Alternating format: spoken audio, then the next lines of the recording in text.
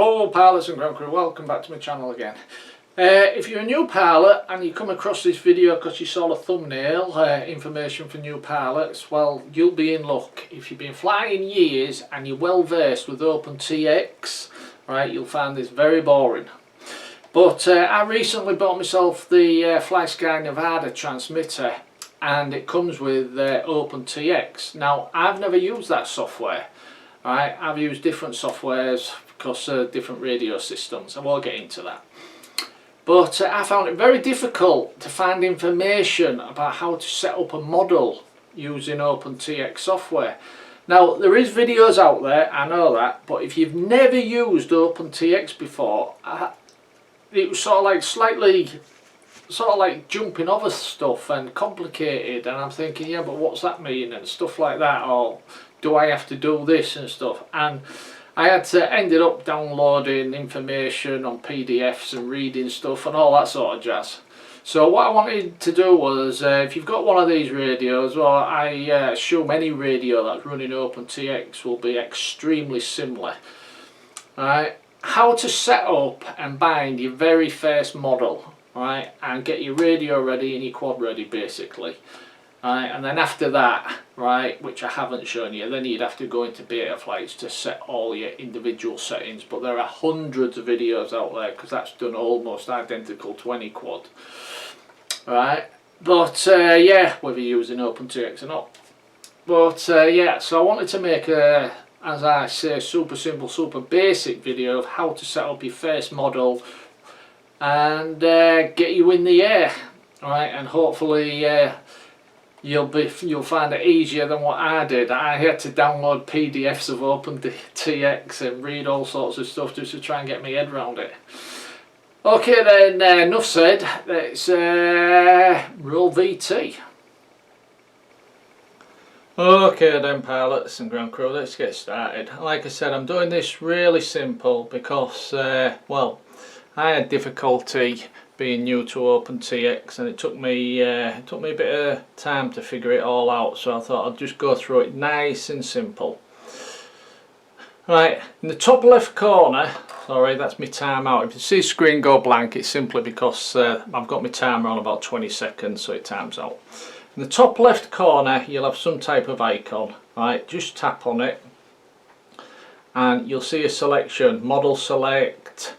Well, basically you just want model select, so you go to model select. As you can see there, I've already got a model, right, which I've set up, right, been using. In fact, I had a couple more, but I've deleted them because I didn't like the settings, so I'm going to change that. But once you get to this point, if you haven't got a model selected and you're brand new, right, you'll basically get an option screen asking you create new model, so you'd click yes. But if you've already got one, which you won't have, right, but you simply tap and hold for a second on the one you want, create new model. Right, so that's the model we've got, and it's highlighted in a red box and a little tick, so I know that's the one we're on. So I just come back out there, it actually says there model 7, right, which I don't think you'll be able to see. Right, now to get into the model, you may have an aeroplane in this left corner here, right, you may have a quad.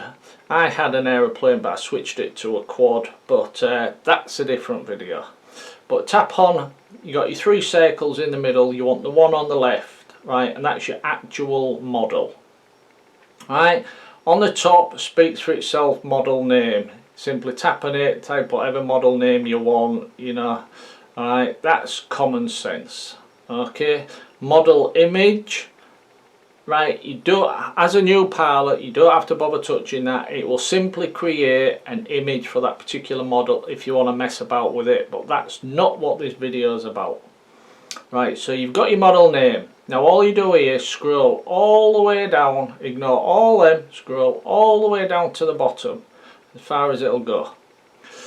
Now, as you can see here, right, internal RF, right, it's already on, and you'll want it leaving on if you're just using a bog standard setup, as in not long range, right.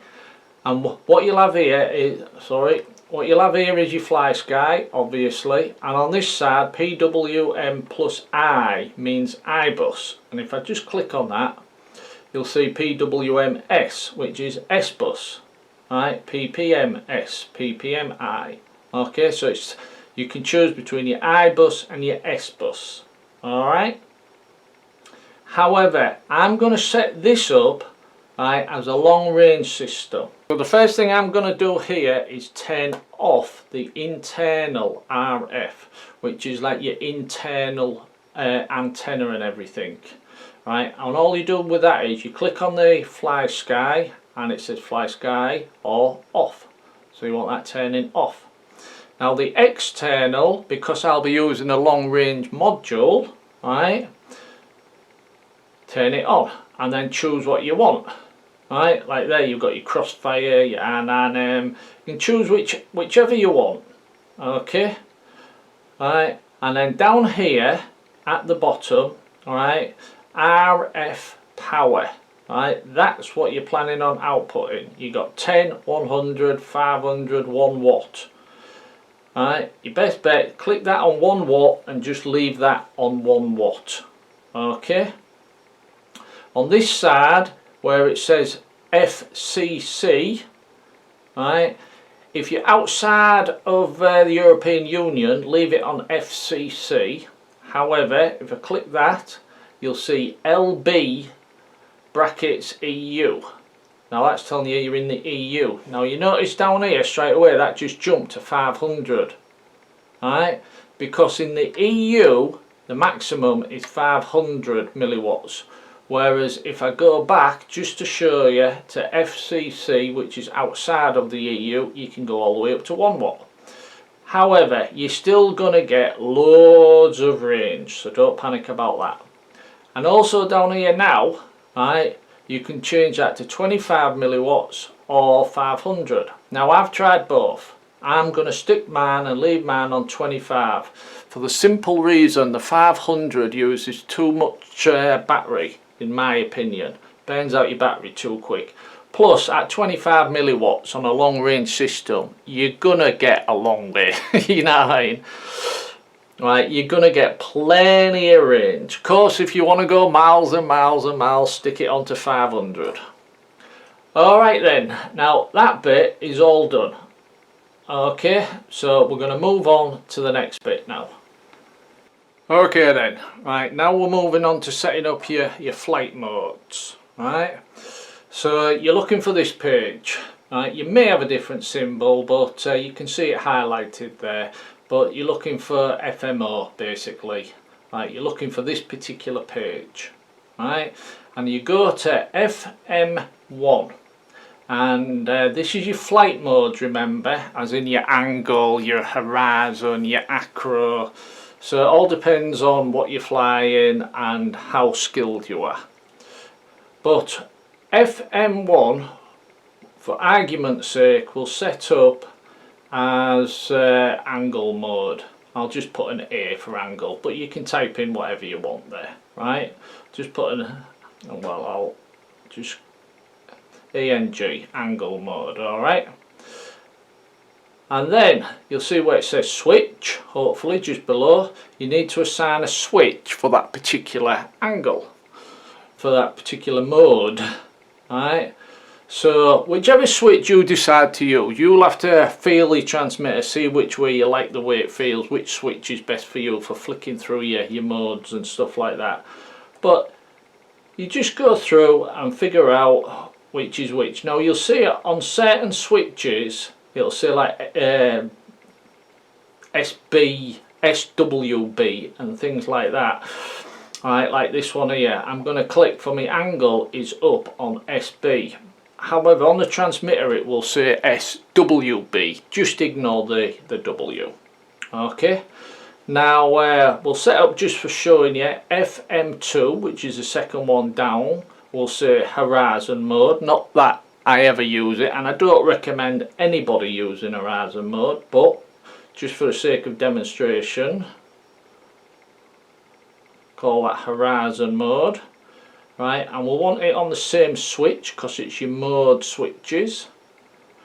Right, So we'll have this one, oops,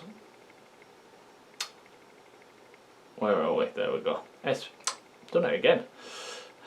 SB up we've got for angle, and we'll have SB in the center position, which is SB in a little minus sign in the center position for your horizon mode, and that bit done. And then obviously using the same switch, so for acro, whoops, typing's a bit awkward. Try again. Yeah. There you go, for your acro, and we want the same switch but this time in the down position, if I can find it. There. Okay, SB down, so we've got SB up. There you go, I'll just go back a little bit so you can just re-look at that. Look, angle mode is like switch up, so in other words off. Horizon mode is when the switch is in the center, and going to acro mode is you switch all the way down. Okay, and that's all you have to do on that bit. Alright, so moving on again. Oh, I'll just mention, you don't have to have all this activated, by the way. Right, you could, if you just want to fly in acro, just simply have the FM1 acro full stop in the up position, or FM1 acro in the down position, so you just flick one switch and you're in acro.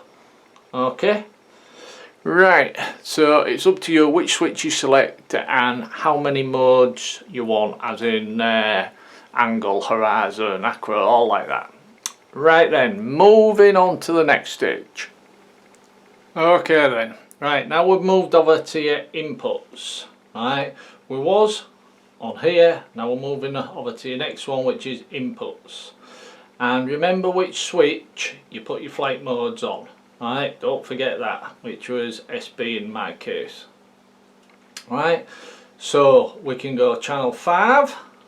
Right, and the first thing I recommend you do, so you don't forget, right, is where it says source, under the name there, where it says source, go straight into that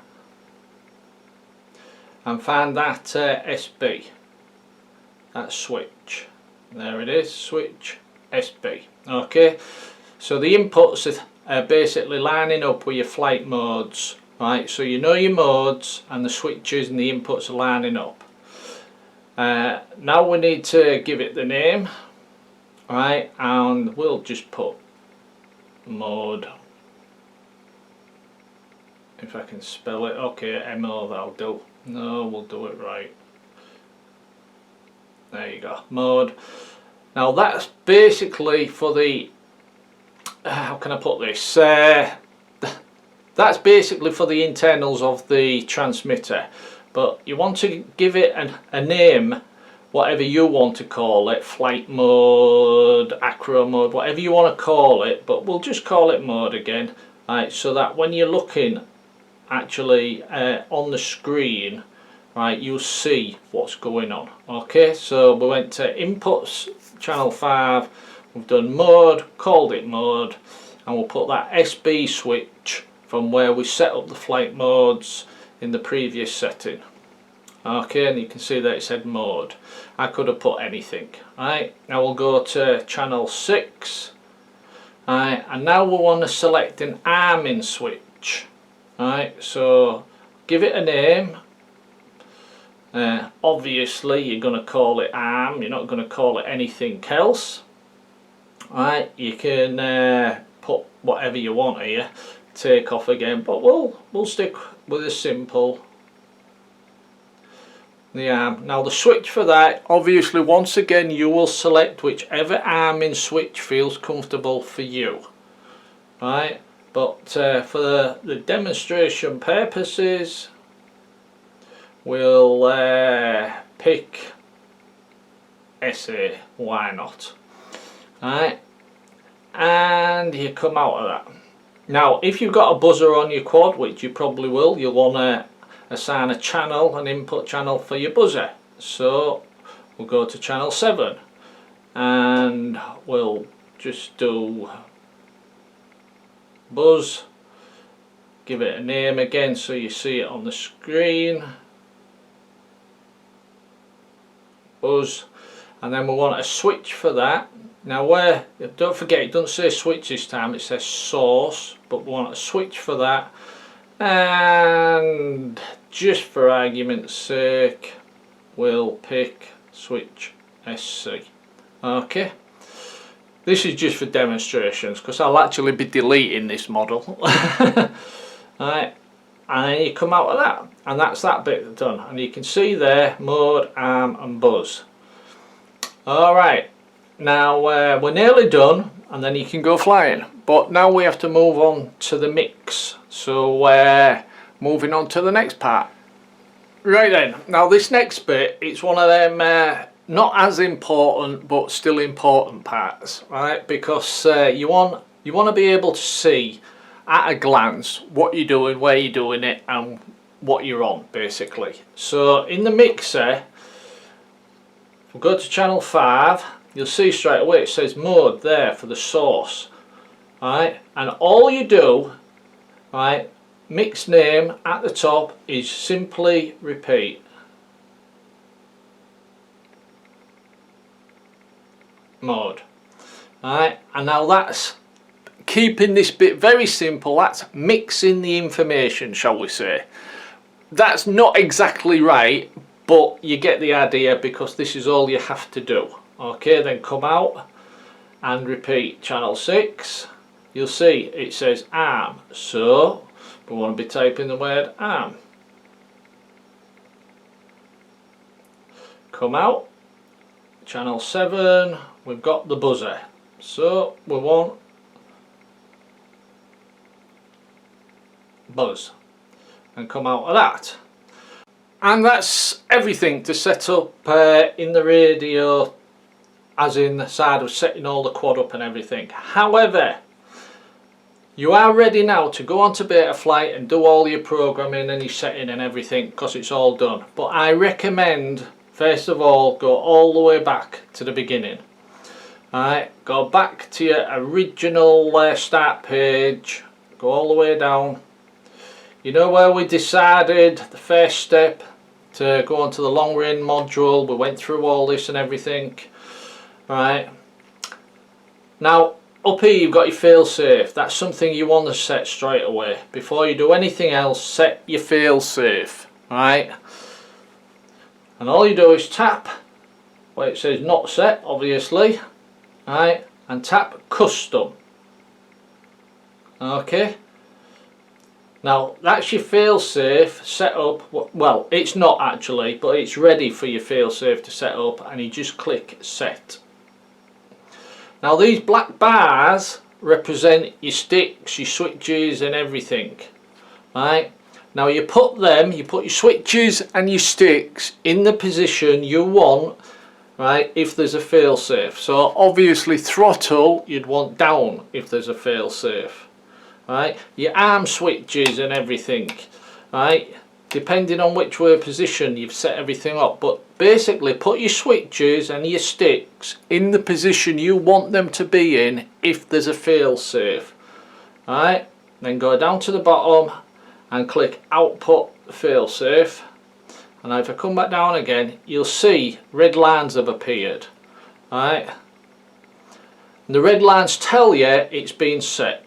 So like here, channel 3, my throttle, right, I hope you can see that where the red line goes. If I'll just move it up, the red line, and next to it, right, the amount, the percentage is minus 100.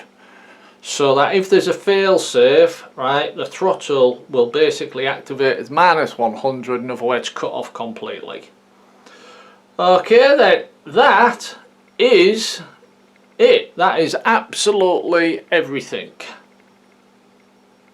No it isn't. Right, I forgot one thing which I'll tell you while we're here. Right, for binding your transmitter.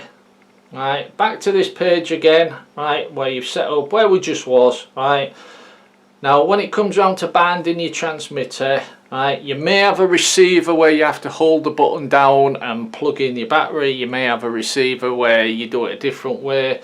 Right, but this is your bind button right here. Right, and as soon as you click bind, it will start to beep. Okay. Right, and then you do whatever you need to do with your particular receiver. Just turn that off now. Right, this little symbol on the right hand side, the RNG, is your range test. Right, I won't go into that right now. Read the instructions, but you want to do a range check, especially with a new transmitter, new receivers and all like that. Okay, well that is the full model, or it would be the full model set up. Now you'd simply have to go into Betaflight, do whatever changes you want to do in Betaflight, and you're off. Okay then, and that's it then, pilots.